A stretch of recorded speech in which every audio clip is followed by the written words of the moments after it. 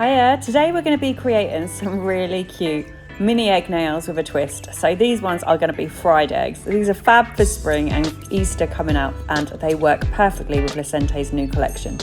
So I'm going to be using the colour Morning Dew. You can see this is a gorgeous light sagey green.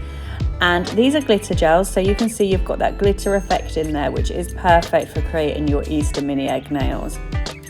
So I'm going to apply 2 coats of this colour. As you can see, you're going to get depth and different variations of how much glitter shows, which is a really cool effect.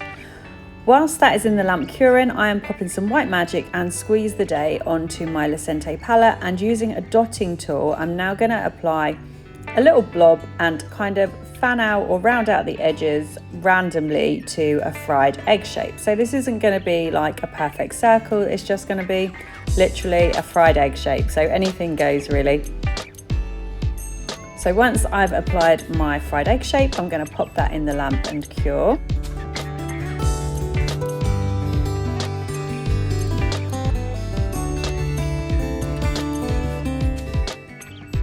So once my egg shape has cured fully in the lamp, again using my dotting tool, I'm going to pop a little circle in the middle, which is going to be our egg's yolk.